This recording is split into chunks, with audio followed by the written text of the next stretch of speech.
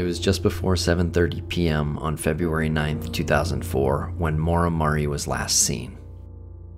Her car was found damaged, locked, and abandoned on Route 112 just outside of the White Mountains of New Hampshire. Her disappearance has haunted and frustrated family, friends, and a community of people searching for the truth.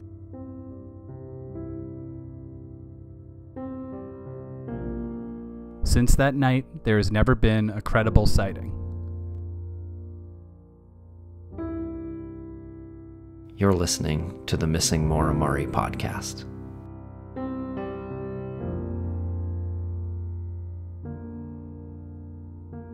Welcome back to the Missing Maura Murray podcast. How are you tonight, Lance? I'm doing well, Tim. How are you? Doing well. We had some real interesting reaction to John Smith's first interview. Yeah, it was pretty much divided right down the middle. He gave some excellent insight into the case, and we appreciate all of the feedback. Everyone is listening, and they all have an opinion on John Smith. In spite of all of those opinions, one thing that we do know about him is that he is a very genuine guy, and he cares a lot about the family and a lot about the case. Yes, he does. And his online presence is different than his actual persona, it would seem. And actually, we've gotten a few messages like that, people saying that he's pretty aggressive online, but he didn't sound that way on the show. No, I think he's a really smart guy, and I think he's learned how to manipulate the social media aspect of everything, not just with this case, but with a lot of things that he believes in his life. There are some things specifically related to this case that I know he's done in order to draw people out. And if he has to alienate some listeners or some people who read his posts, then he'll alienate them if it's going to be successful in him drawing out a certain person. Yeah, good point. We got a lot of emails and tweets asking us why John Smith was a police officer for only 3 years. Exactly. That question came in early on. It was almost before any other comment or question that we had. And it's a legit question. Why was John Smith a police officer for only 3 years? So we reached out to him and we asked him, and what was his response? His response was that he was a police officer in Littleton, New Hampshire for 3 years, from 1979 till 1981. His words, "I left that job because of the new chief that came to town from Connecticut and was corrupt. I had no intention of being an officer in a town that had this person running the department. I just never jumped back into the job after that." He goes on to say the new chief was only in town for about 7 years before he was run out of town for his issues. And in addition to that, we actually got a couple of references to John being a police officer and to his character. And I just want to read real quick. I want to read an email from Camilla Quayle. She emailed us. She said she's been listening to the podcast, very happy with what's being done on this, feels that the truth needs to be known for the family, feels that the family needs closure. And she goes on to say, "I'm writing to inform you that I know for a fact John Smith was indeed a police officer in Littleton, New Hampshire in the 80s. She's lived in Littleton her entire life, and she's known the Smith family since she was 5 years old. She recalls seeing John patrolling the streets of Littleton in uniform. She says she believes he served for about 3 years and only left as we ended up having a new chief come on board who turned out to be corrupt, and I believe he was sued by the town and many others here as well. She also knows that John has been working on the case for 11 and a half years with all that he has. He is truly an honest and reputable man who only wants to help the Murray family." And we also got a comment on the episode 14, part 1 of the interview with John Smith on the YouTube video. A comment from Chris Fowler, and this is how it reads. "Greetings from northern New Hampshire. My friend Mr. John Smith asked me to clarify some information for you folks that apparently do not believe that John was a police patrolman for the town of Littleton, New Hampshire. Firstly, I'll introduce myself. My name is Chris Fowler, and I was also a police officer, but in the town of Franconia, New Hampshire. of which we were a mutual aid agency less than 15 minutes away. My service was from 2004 to 2012, and I have personally known John for over 20 years. I am well aware of his police service, and I'm here to add some clarity to the situation for the quote-unquote non-believers. If anyone feels the need to contact me for more information, you can reach me at franconialocal@hotmail.com. John has been a true advocate to the Murray family and has a deep passion for this topic. I'm sorry that some of you doubt his credibility, and I'm certainly not here to take sides, but the questioning of John's police service needed clarification, and that's exactly what I'm here to provide. If you doubt my police service, I have plenty of proof to provide to you. But therein, I hope you trust that my words are true and factual. I wouldn't be here advocating for him if he was a liar, and we are also personal friends. Hope this helps. Good. I like the fact that he put his information out there so people can contact him directly. That's good. Okay, not much more to say here in this intro, Lance. I'm really excited to hear what the audience has to say about part 2 of John Smith's interview. Yep. It's really fascinating stuff. He continues on with the conversation. He gets a little bit more in depth on certain individuals. If you have anything you want to say to us, please email us at missingmauramurray@gmail.com, or you can tweet us at MauraMurrayDoc. And also just wanted to remind everybody about the meetup on November 7th at 2 p.m. If you do want to attend, please email us and we will email you back an address. Thank you very much. Please enjoy the interview.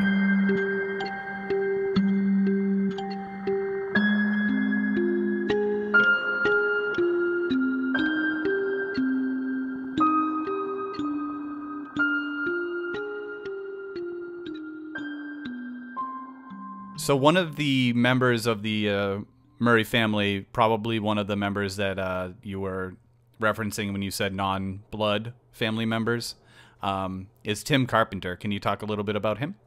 Yeah, I mean, of course, I don't know Tim very well. I think I met him 3 times in the past 11 years.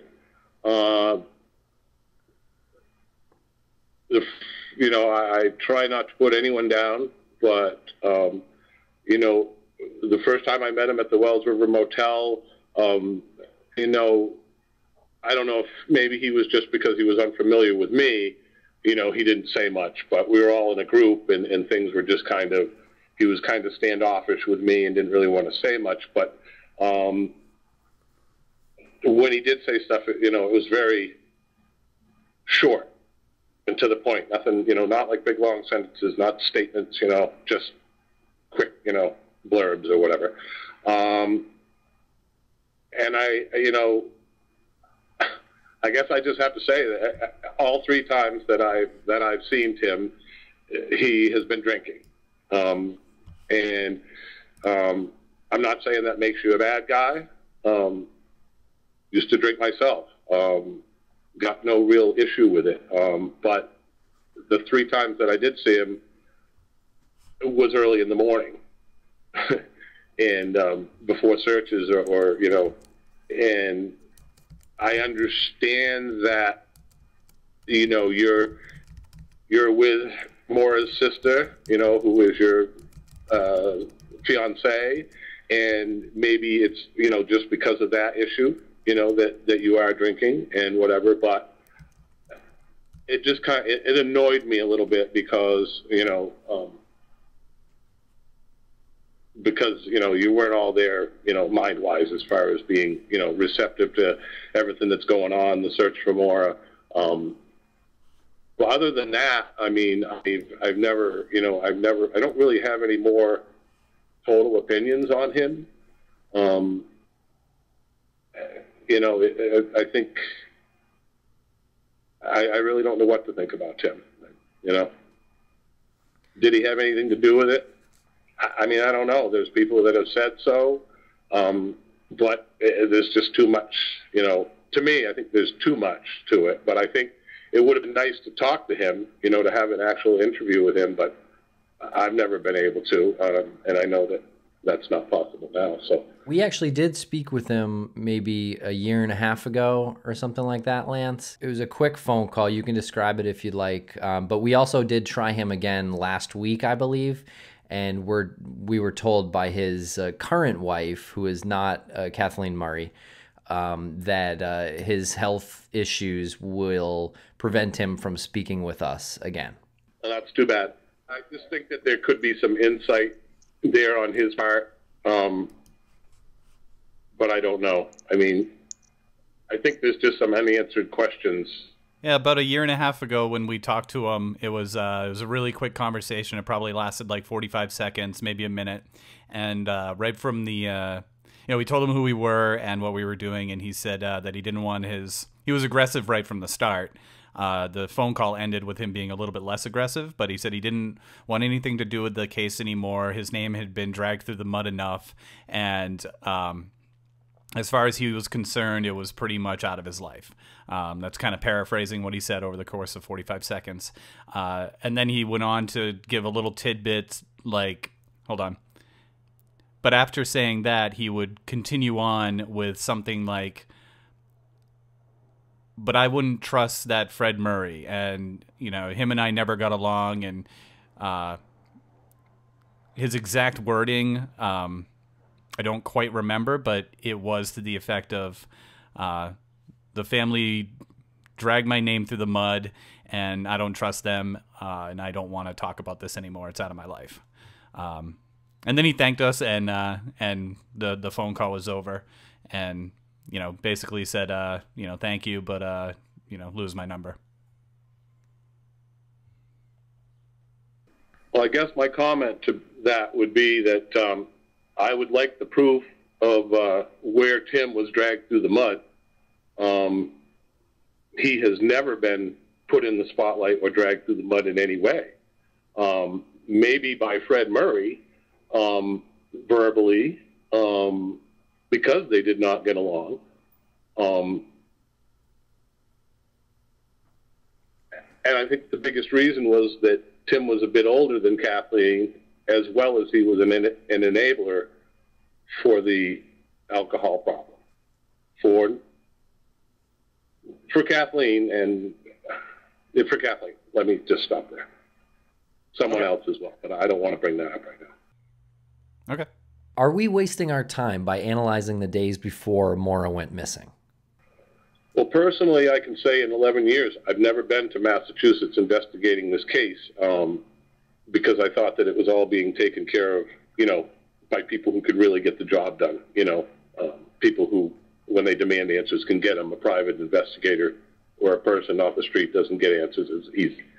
So I never ventured to Massachusetts. It's definitely, I think there's parts of it that are relevant. I don't know exactly everything.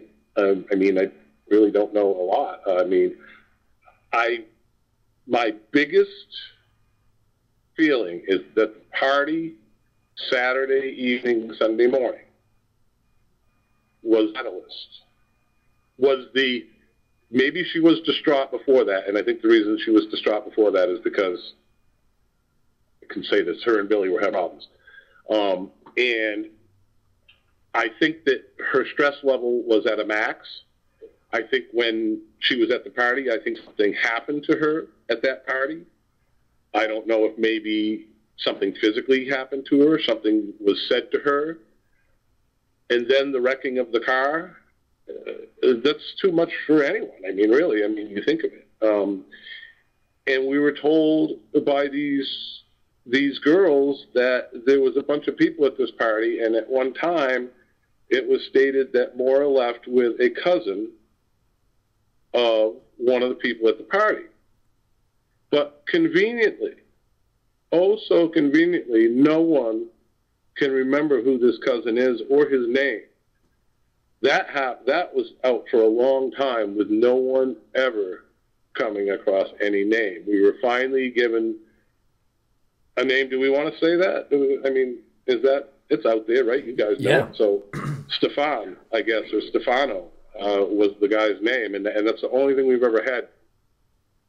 I've been digging for a long time. I still don't know who the hell Stefano is or Stefan is. Now, what do you think that means? You think it means he didn't exist, or that he's just very hard to find? Well, I'm wondering if it's another what I'll call false flag in the case of Maura Murray. Is it another thing that somebody just put out there to distort the true story? Did she actually leave with a cousin? Right. This is that's what was told to us. But this is these college girls who, come on, I don't care how drunk you are, unless you're passed out, you're more than likely going to remember who, she left with. This is your girlfriend, your college girlfriend, and you're letting her just walk out the door with someone. Oh, I don't know who it was. And I mean, it was at a small party too. So how drunk were you that you can't remember, 7 people? Yes.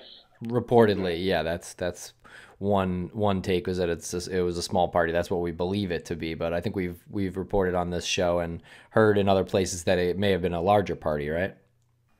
Well, it was in a dorm room, so yeah. How big could it be? I would say that it had to be, if there was 15 people in there, it was going to be real crowded,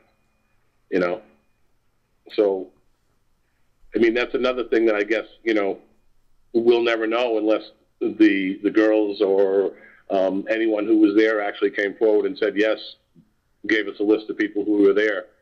We've never gotten any more than Maura, Kate, Sarah. I believe that's pretty much all that we know that was at this party. That's all that's ever been given to us, unless police have more, which of course they don't share unless need be. So yes, I mean, the information before she ever headed to New Hampshire, I believe, is relevant because it was a catalyst for her to come up here.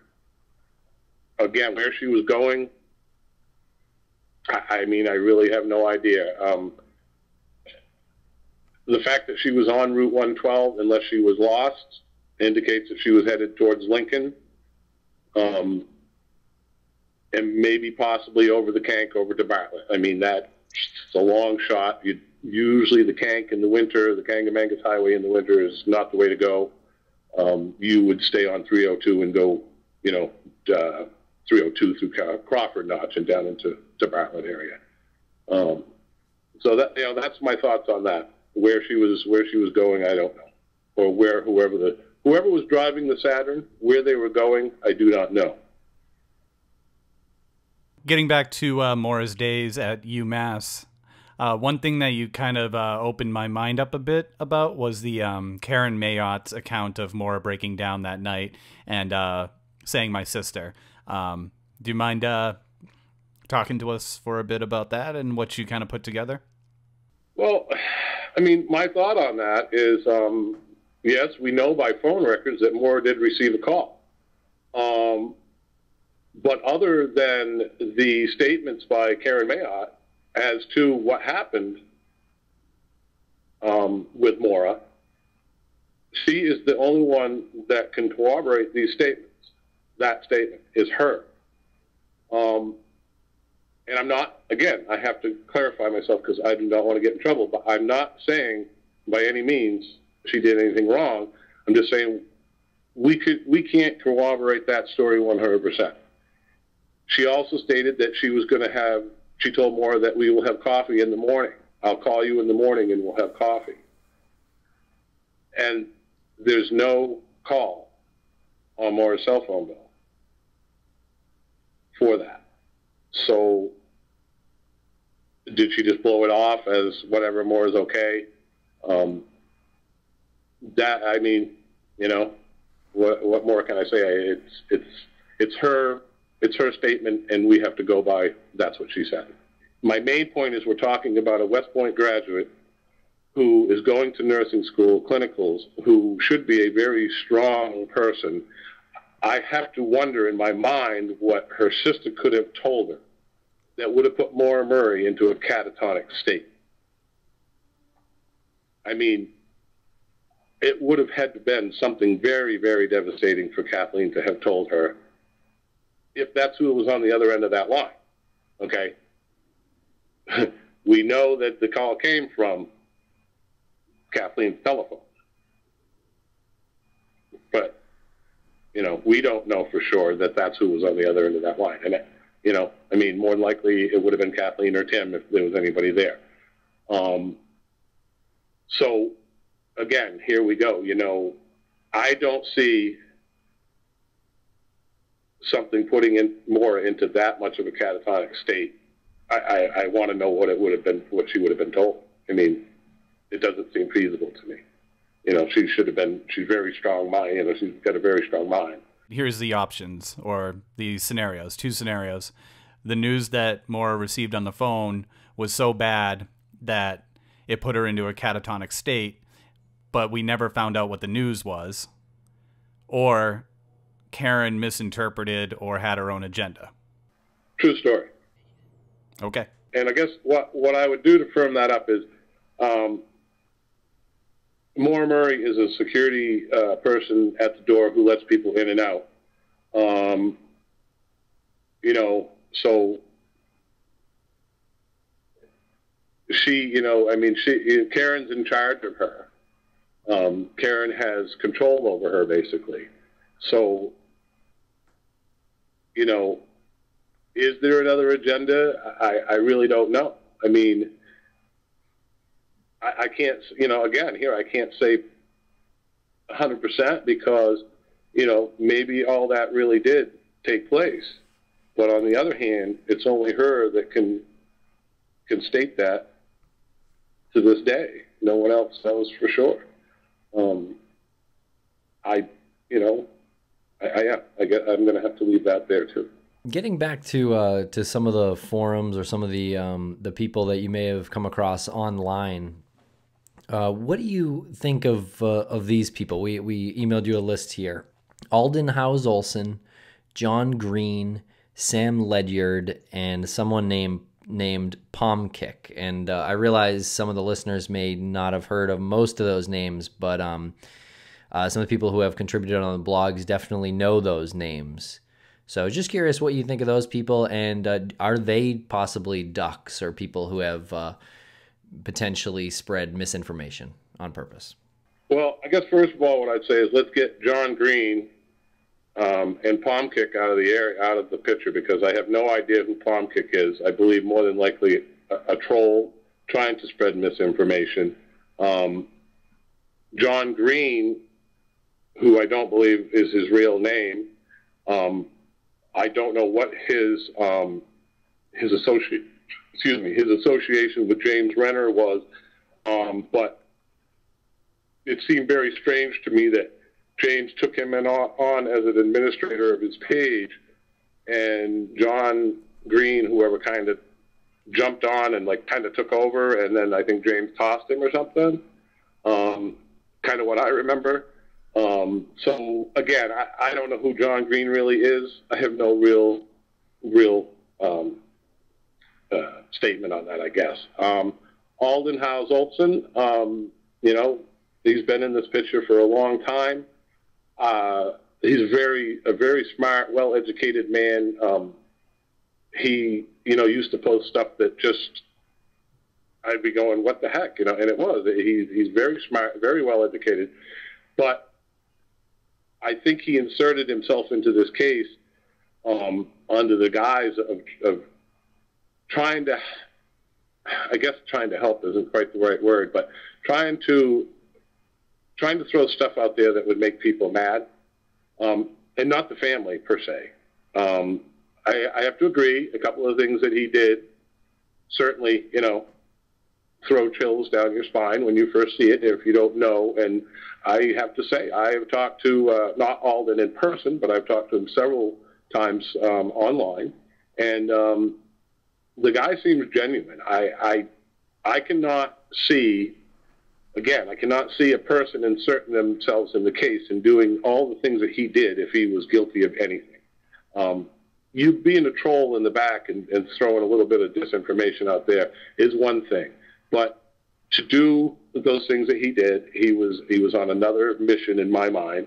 And from what, he stated to me, that he was more than likely just trying to push people. And, as far as anything more, I mean, I don't know. I definitely don't think he has anything to do with it. The laughing video, yeah, certainly puts a chill down your spine. The only thing that ever troubled me was the Bretton Woods ski ticket. And, I've talked to him several times about that. And, and supposedly it was Photoshopped. And, that's fine. If you did do that. And I'm not saying that he didn't, but I couldn't find any evidence of it. And I don't want to make you mad at me, Alden, but, I would like it explained further. Why, I think more reasoning needs to come out of why you were doing what you're doing. What was your mission? And I think these guys right here, Lance and Tim, would like to speak to you all. I know they would. And let's get you to talk to these guys, even if it's not like this, live, or on a podcast. Talk to them on the phone and tell them so that they can get the story straight, because they've only been fed information that they fed and know what they know.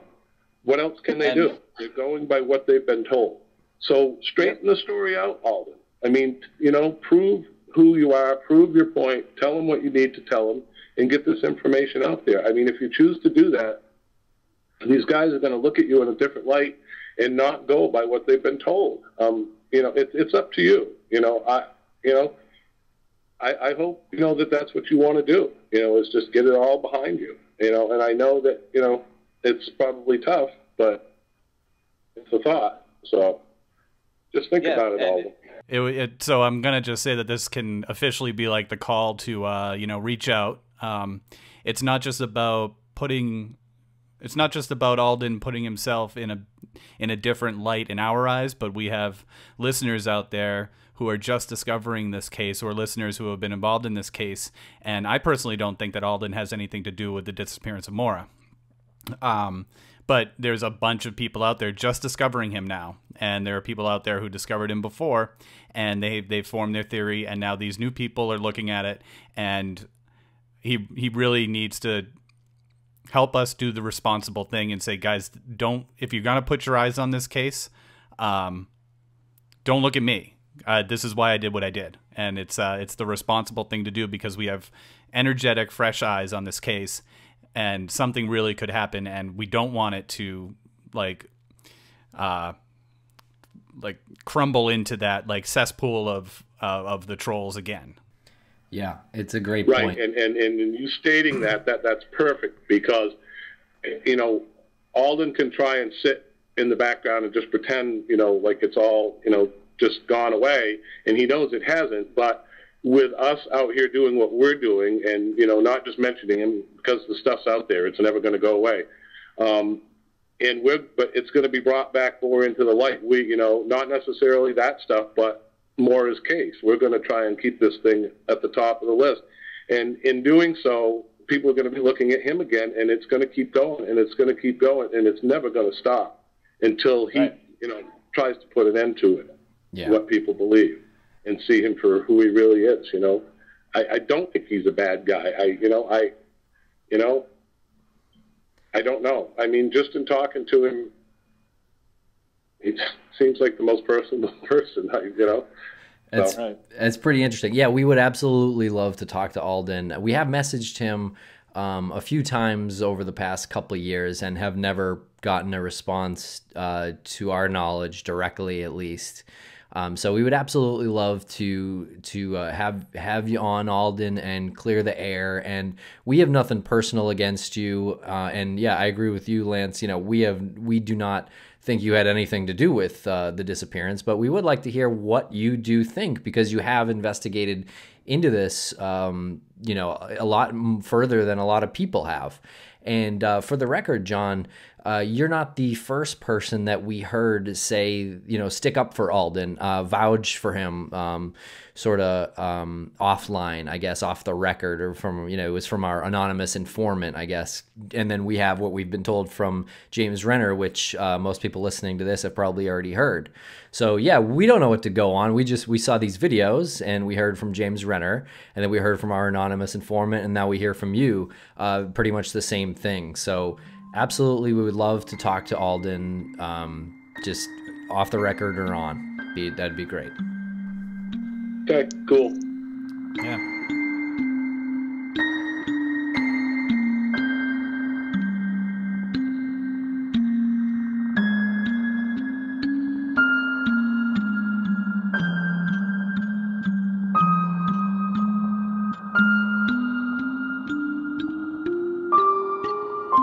Who do you believe that the red truck belongs to?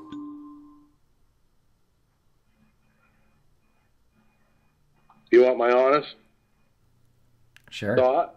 Mm-hmm. 11 and a half years later, I don't have a frickin' clue. R.O. Robinson Ordway is a friend of mine. I've known her for all my life. And she stated that she was walking up the hill from her house towards the Stage Stop store, and the red truck, pulled over, kind of slowed down beside the road and gawked at her, and then drove away. When she got up around the corner, which this is not a far walk, guys, just to let you know, in the winter she wasn't walking more than a quarter mile, eighth of a mile. She walked into the store parking lot, and the same red truck was parked at the store. She noticed the truck to be red. It had what she called wood sideboards on it, like that you would haul wood with. It also had a hard window to see in through the back, and described it as maybe it had maybe something to cover the window, so if you were carrying wood, it wouldn't go through the back window when you were throwing it into the truck. All right. And she stated that it had a white plate, kind of cream colored plate with red letters. She went into the store, and because she was sketched out by it, she asked the store owners if they had seen any, has anybody been in? The people in that red truck comes in, and they were like, no, nobody's been in 20 minutes or whatever. And the minute she went by them, walked up the stairs and was saying that inside, the truck drove away and headed towards the easterly on 112 towards the accidents. So that is pretty much all the information on the red truck that there really is, because through looking at the Grafton County Sheriff's Department report, there are no stops of vehicles that would fit that description. There was a couple red trucks, but nothing that fits the description. So unless law enforcement actually knows who owned that red truck by some means, because after it left that store that night, how they would have known to look for that red truck is beyond me, because it was never come out about the red truck until days later, when people were questioned about it in the area. So they would have had no reason to be really looking for a red truck. Although coincidentally enough, 3 red trucks were stopped that night and into the morning until like 6:30, 7 o'clock in the morning. Another oddity that, maybe it's just another coincidence. 3 red trucks. I don't know. Maybe nothing at all. So to my knowledge, and the family, nobody knows who this red truck belongs to. We've had thoughts, about certain people that lived in the area. I saw trucks similar to it. Took pictures, showed it to her. No, it didn't fit. So I guess my big question now is, on last week's podcast, I believe it was, James mentioned something about talking to, well, he called her Rhonda. I don't know if he met R.O., but talking to her, and that said that she had gotten a plate number and they knew who the truck belonged to, and that they had gone and he had his PI investigated. I talked to my friend R.O. twice and asked her, I said, did this guy come and talk to you? You gave him a plate number. She said, no, John, I've never had the plate number. You know that. And I was like, exactly. So another one of who did he talk to, if he did talk to anyone? I'm not saying he didn't, again, but who did he talk to, and who was he told that this red truck belongs to? That's a question that needs to be asked of James. If he was actually told who this red truck belongs to, I want to know his name so I can look into it, so I can check it out and clear it. Because just because you're not in the records doesn't mean you're not, just because you don't have a record, that's all I'll say. You might have a reputation. Mm-hmm. So, speaking of reputation, what about some of the names that we've mentioned on this podcast who live in the area, like Rick Forcier? What is, how do you feel about him? Well, I never met Rick until, I was working at a business in Littleton where I was a repairman. I did tool repair, and he's a sheetrock guy and had like sheetrock tools, power sanders and stuff. And that's the first time I ever met Rick, was there. And a very personable guy. When he came in, he was always nice to me, never complained about the bill, always, like I say, came to pick up his stuff on time. Other than that, other than the things that were said in the papers, then it just kind of makes me wonder about that, because of the fact that if he was coming home from work in Franconia that night and driving to his house, which was right on the corner, let me rephrase that, of Bradley Hill Road and Route 112, he would have noticed the commotion on the corner. There would have been, blue lights and red lights flashing off the buildings. The Westman's house was white, snow's white. You would have seen that. And if he did see this person running down the road that jaunted in front of him and kind of ducked into the side of the road, a few miles down the road, you would think that when he saw that stuff, the commotion at the corner when he came home, it would have automatically clicked in your brain that, oh, I wonder what's going on. I wonder if that's got to do with that person I just saw running. But maybe Rick is, just a sheetrock guy, laid-back guy, plays the guitar, and just was not analytical like myself. He just comes home, he's like, yeah, I don't want to get involved, Yeah, he said some things to the police. He said some things to the people in the store, to the neighbors, like, oh, yeah, I've got her in my cellar, but she's a great cook, and stuff like that. Another thing of why would you say these things, unless you were trying to, to put a light on yourself and put you into, so they're going to be looking at you. You really don't want to do that. Some people insert themselves that are, that can be very coy, but, other people, like this, it's just, it just makes no sense to me. So I think Rick's a bit of a storyteller, as some people have said before, and I think that definitely fits him. I'm sure you've listened to his videos and stuff and everything, and he, I don't know. I think he's just a guy who works and does what he does, and I think he said some things he shouldn't have, and now he's being looked at. So he's, should have just learned to shut your mouth. Yeah, it's definitely not a funny joke.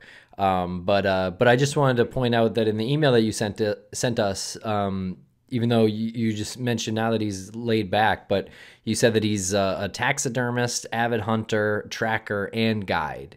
And those things don't necessarily sound like a laid back person. I'm sure he can have many sides, like all of us can, but. Yeah. I mean, he's, the taxidermist thing, I think, is because he is a hunter. And, the part about him being a guide, he's not a licensed guide, but he knows the woods and he knows how to track in the woods and stuff. So he would do that as well. And he was actually friends with another taxidermist who lived in town. So, I mean, sometimes people are, like we say, private, and everything. I mean, he moved here from, I think, Chichester or Goffstown or someplace in that area, and moved up here to be closer to his wife and kids, who he had just recently divorced from. And they lived someplace over near Littleton or something, I guess, and he bought the house in Woodsville there. So, I think he stepped in a pile of crap, and now he's just trying to, just stay away from it at all. Okay, fair enough. Yeah, I mean, just my 2 cents on that. I kind of disagree. Well, not kind of. I disagree with those hobbies and those practices being not being the behavior of a laid back person. Taxidermy, requires focus. Hunting requires focus. And being a guide, you're out there, and it just that feels to me like a laid back person. It's not like he does like UFC fighting. You know what I mean? Like he's doing like, he's out there, he's waiting, he's hunting, and then he takes it back, and it just feels like that's like I don't know. If you say so. Like in my head, that's more laid back. If you say so, Lance. I mean, yeah, he had those hobbies, but I guess more than likely what I'd say is like, as far as his private life, like he didn't go out to bars. He was more of the home guy. So yeah. I think I meant laid back in that way. But as far as doing stuff, I mean, Sheetrocker had his own business, Right. Definitely, the taxidermist thing, which, I don't think he was really into anymore as much as he used to be. He never spoke to me about it at any point in time, but I knew that from speaking to certain people that he was, and that he was an avid hunter. He was a good hunter. He used to go to, he had some property in Pennsylvania, I think, that he used to go once a month in the fall. He would go to that piece of property, and I believe he has since sold that. But you don't feel like he's in any way a suspect in Maura's disappearance? In my eyes, no, I don't anymore. Okay. At one time, I certainly said, "Oh my," and I knew the guy, and I've never said it to him, but I'm like, wow, I mean, but again, when you sit back and talk to someone over other stuff, you get your gut feeling. And again, I think he said stuff that he shouldn't have. He stepped into it, and now he's back paddling, and he's going to have to deal with this again. He's another one who's going to have to deal with this, for saying those things, Right. If he never would have said those things, people wouldn't be talking about him right now. So. What about Maura's boyfriend at the time, Billy Rausch? Have you ever met him, or how do you feel about him? I've never met Billy. Like I say, I didn't get involved until after he had already been up here with the family searching and everything. He'd gone back to Fort Sill. So I've never met him. I've only, talked to the family about him, who had no true issues with him. And then just the discovered interviews that I've seen him and seen that aspect of who he is. Do you want to talk about the phone records? I will say that I feel Billy truly knows, and I'm stepping out on a very thin limb right here, right now, guys. I really feel Billy knows why Maura left Massachusetts, why she was so upset. I think he knows this, and I think he was trying to find out more information as to why she was so upset, or he might have known why she was so upset, but trying to contact a lot of people. And trust me, I'm not saying at this point he has anything to do with Maura's disappearance. He was in Fort Sill. But I will say that when I saw the phone records years and years ago, when they first were brought to my eyes, I was amazed after analyzing them, at the amount of phone calls and how it had changed from the 3 days prior to Maura going missing. The amount of phone calls, the different people that were called, it indicates to me that somehow Billy was aware that there was an issue. And I'd like to stop there. You mentioned the amount of phone calls. I have here 46 phone calls he made the day before Maura went missing and 52 on the day of her disappearance. Correct. Okay. And just to clarify, that is not the record that you posted on Twitter. We got a few. No, I actually took that down. I want to apologize to everyone. I found a blurry copy, which I thought no one would be able to see, and I was taken back by that this morning when someone actually said, these are from Baltimore in '96. I'm like, what? You can read those? Your eyes are better than mine.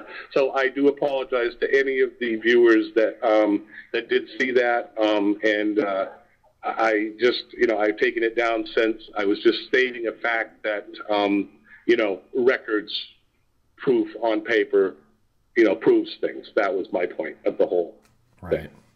And that number 46 and 52, that was uncharacteristic of his phone activity in the weeks before and after?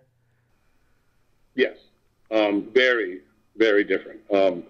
Normal was anywhere from, I can't even, it's in my notes someplace, I got it written down, but normal was like anywhere from, 10 calls a day to maybe 17, 20 at the most.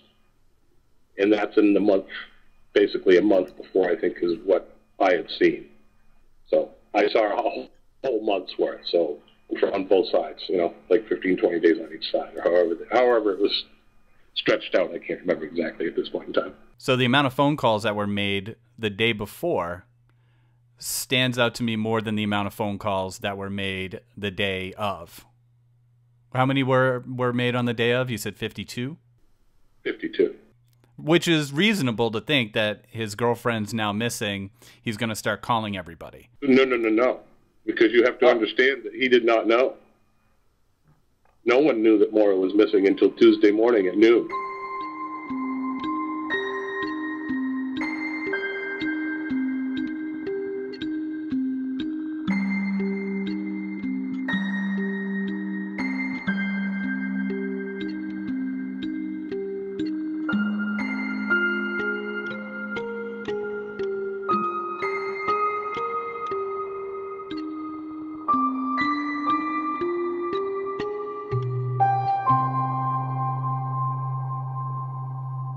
You implied that looking into this case can be dangerous. Why do you feel that way, and does that mean that we're in danger too?